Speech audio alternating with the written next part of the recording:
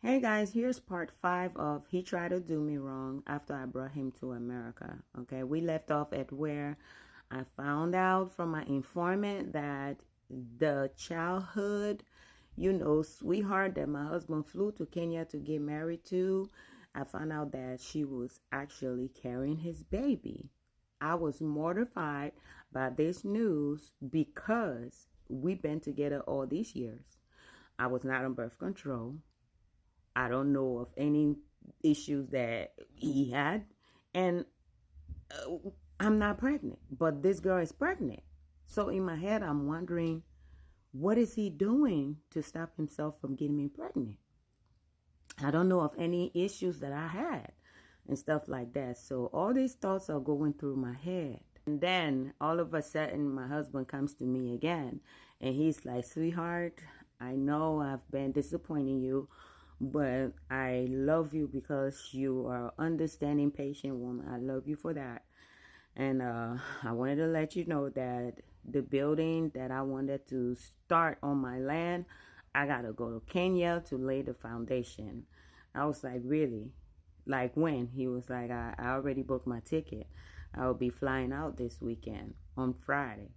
I was like, wow. He was like, I'm so sorry, but all the promises I've made, trust me, let me just do this part and we will have more than I ever promised you. I was like, okay. I just played my cool.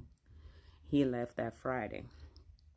When he left that Friday, like on a Monday or so, my informant asked me on WhatsApp, she said, hey, is your husband in Kenya? I said, yes, you're right. She said, oh, it makes sense because my friend, your husband's wife, she invited me to a baby shower. I was like, really? I was like, wow.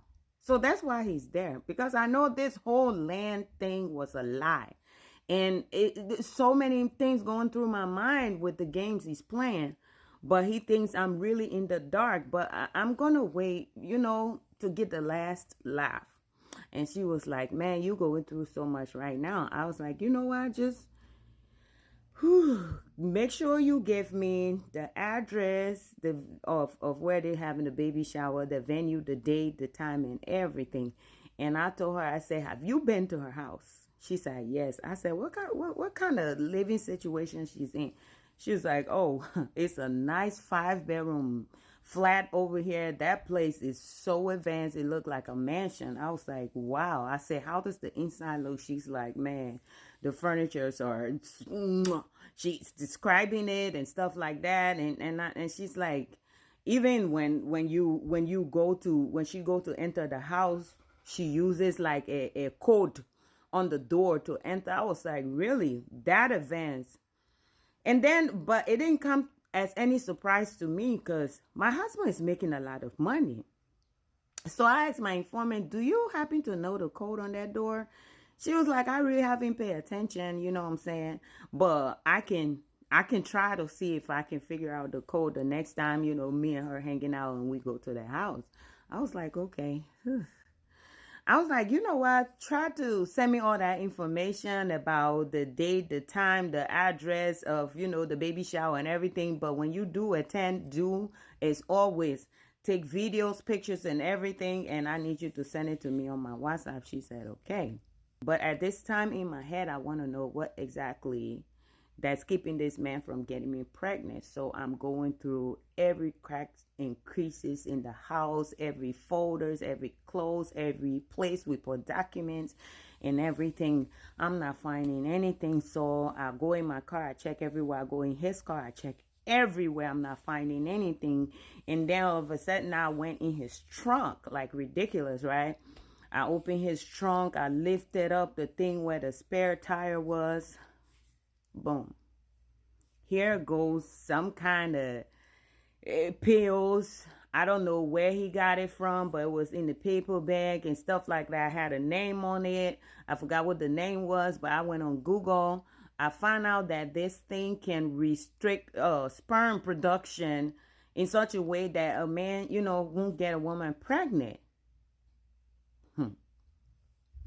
At this point, I'm like, why would he do this to me? Like, Okay, at this point, it's like everything is a lie. Everything is a lie. This man's never planning to have a child with me. He's never planning to buy any house. He has no plan for me.